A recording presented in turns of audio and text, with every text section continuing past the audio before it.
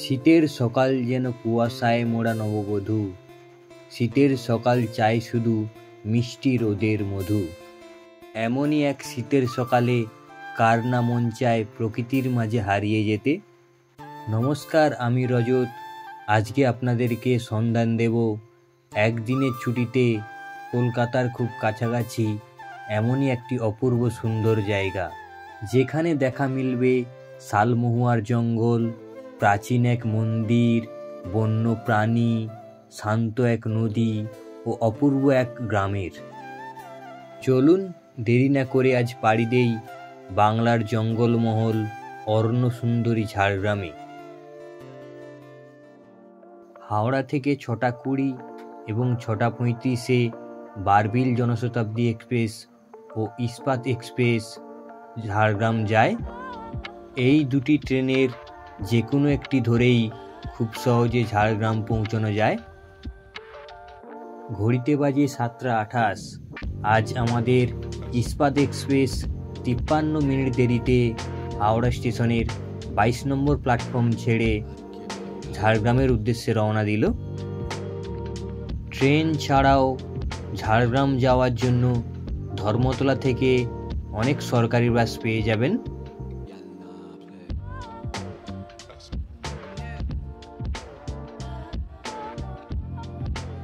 Kolaghat bridge, ফুলের উপত্যকা খিরাই ফেলে আমরা চললাম ঝাড়গ্রামের দিকে।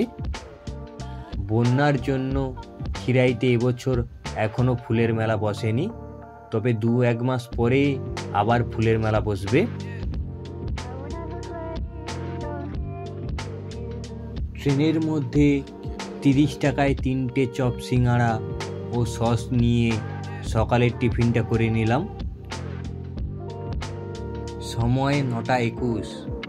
আমাদের ট্রেনটি 1 ঘন্টা 10 মিনিট দেরিতে পৌঁছালো খড়গপুর স্টেশনে।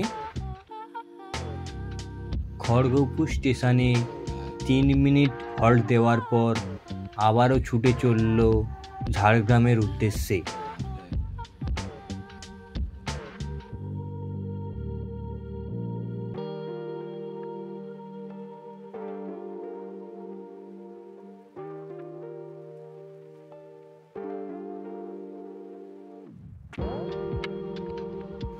ঘড়িতে বাজে সকাল 10টা।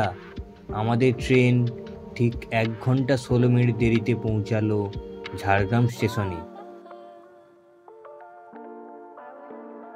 স্টেশনের 2 নম্বর প্ল্যাটফর্ম থেকে ওভারব্রিজ দিয়ে স্টেশনের বাইরে বেরোলেই দেখতে পাবেন অটো টোটো দাঁড়িয়ে আছে।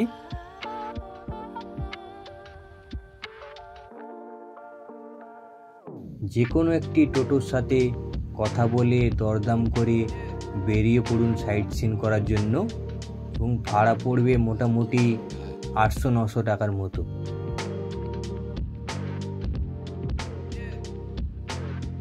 যেহেতু আমাদের হাতে সময় কম, একদিনের মধ্যেই ফিরতে হবে, তাই ঝাড়গ্রামের মেন টুরিস্ট স্পটগুলি আমরা দেখেছিলাম।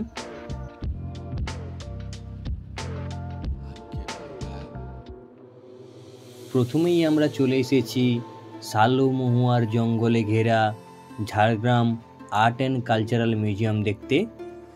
সোমবার বাদে বাকি 6 দিনই খোলা থাকে এটি।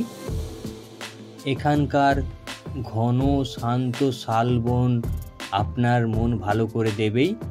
তার মাঝে মাঝে রয়েছে সিমেন্টের তৈরি হাতি ও হরিণ। সকালের কুয়াশায় জায়গাটি আরও মায়াবী হয়ে ওঠে।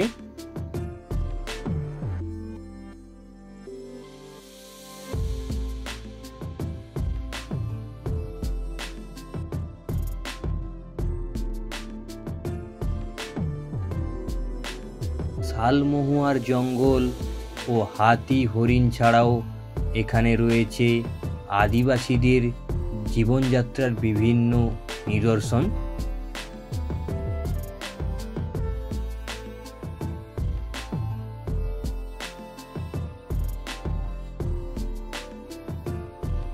মিউজিয়াম দেখার পর শালবনের মধ্য দিয়ে আমরা চললাম আমাদের পরবর্তী গন্তব্য প্রাচীন কনক দুর্গা মন্দির দেখতে। রাস্তায় যেতে যেতে চোখে পড়ল এই বিচিত্র গাছটির। এটি কেমন পাক খেয়ে খেয়েও বেঁচে রয়েছে। কিছুটা যাওয়ার পর রাস্তায় চোখে পড়ল একটি গরুর গাড়ি। এখনকার দিনে খুব একটা বেশি দেখা যায় না। ঝাড়গ্রাম শহর থেকে অনেকটা রাস্তা পাড়ি দেওয়ার পর চলে এসেছি চিল্কিগড়ের কনক দুর্গা মন্দিরে।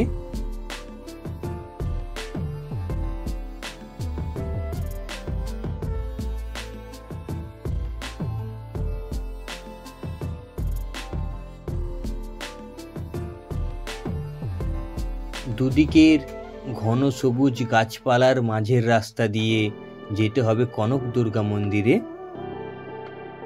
মন্দিরে যাওয়ার কিছুটা আগেই রয়েছে একটি বড় মাঠ।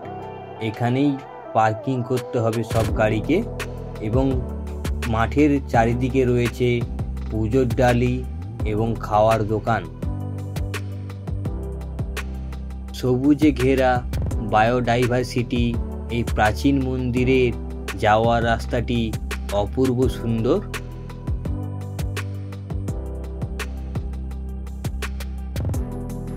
মন্দিরে যাওয়ার কিছুটা আগে এই জায়গায় আগে নৌকা বিহার করা যেত, কিন্তু বর্তমানে রক্ষণাবেক্ষণের অভাবে এবং নদীতে জলের অভাবে নৌকা বিহার বন্ধ রয়েছে।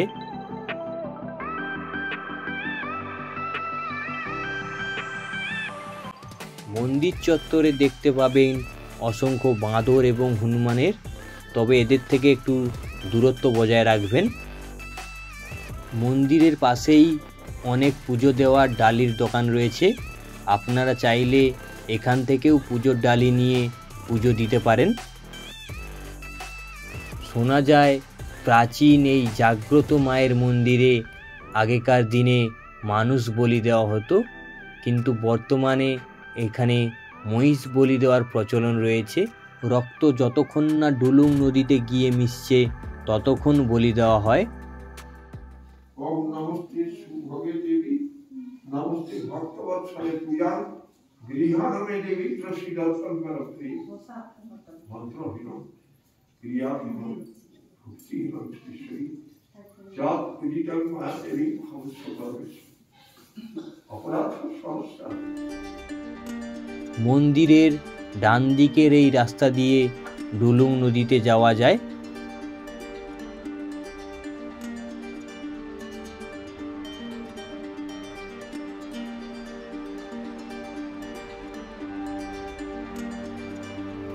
শান্ত এই ছোট্ট নদীর পাশে বসে কখন সময় কেটে যাবে তা বোঝা যায় না।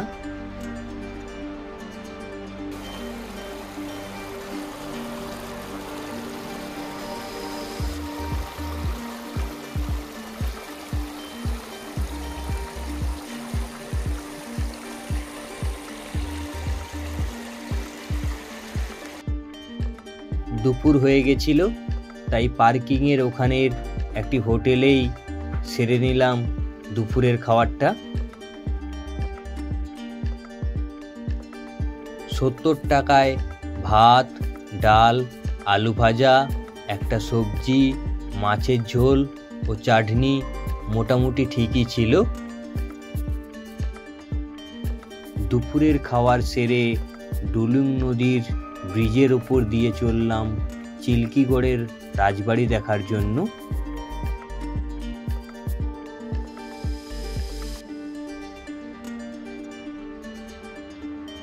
পুরনো এই ঐতিহাসিক চিল্কিগড় রাজবাড়ি অনেক ঘটনার সাক্ষী হিসেবে রয়েছে। রাজবাড়ির সামনে রয়েছে একটি পাতকুয়ো। এখন ব্যবহারের অভাবে সেটিতে গাছপালা এবং নোংরা জমে গিয়েছে।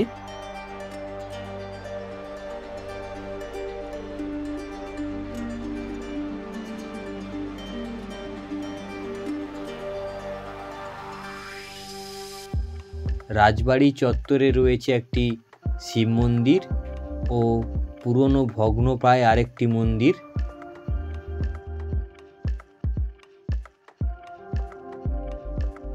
রাজবাড়ি দেখার পর চললাম পরবর্তী গন্তব্য খাবগাঁও দেখতে। খাবগাঁও বা স্বপ্নের গ্রাম যাওয়ার সময় রাস্তার দুপাশে দেখতে পাবেন অসংখ্য কাজু গাছের বাগান। এই সময় কাজু না হলেও গ্রীষ্মকালের সময় গাছগুলিতে কাজু থাকে ভরে।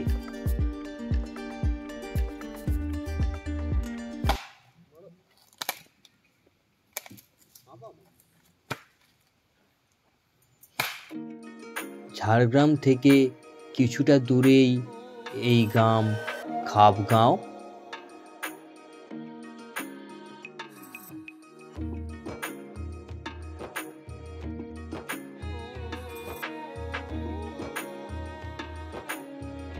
আগে এই গ্রামের নাম লালবাজার থাকলেও বর্তমানে এই শিল্পকলার জন্য মানুষ একে খাবগাঁও নামেই চেনেন। এই গ্রামের প্রতিটি বাড়ির দেওয়ালে রয়েছে শিল্পের ছোঁয়া।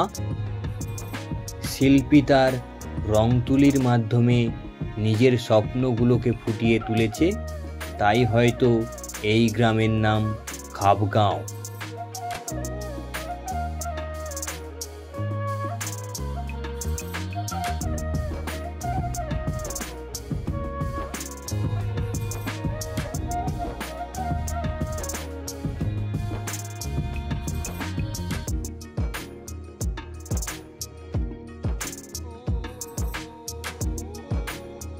এখানে একটি হাতে তৈরি বিভিন্ন শোপিসের দোকানও রয়েছে।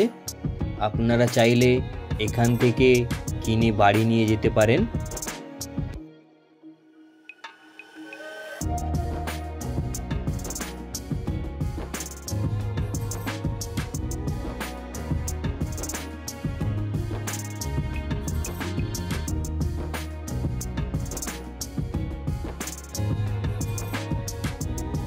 খাবগাঁও দেখে আমরা চলে এলাম আমাদের পরবর্তী গন্তব্য জঙ্গলমহল জুওলজিক্যাল পার্কে।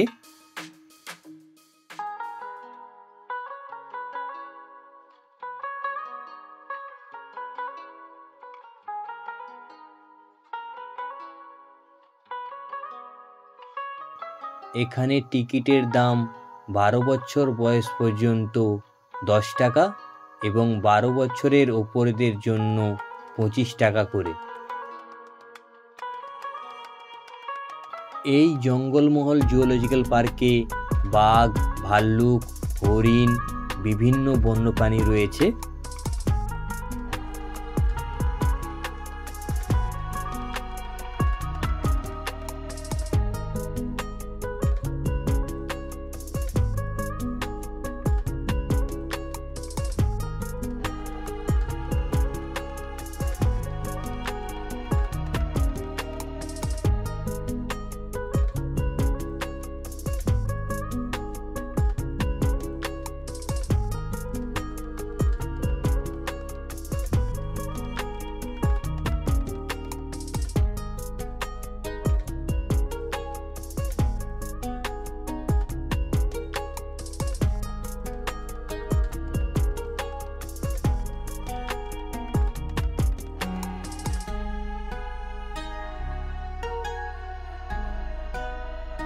চিড়িয়াখানা দেখার পর চলে এলাম আজকের শেষ গন্তব্য ঝাড়গ্রাম স্টেশনের কাছের সাবিত্রী মন্দির দেখার জন্য।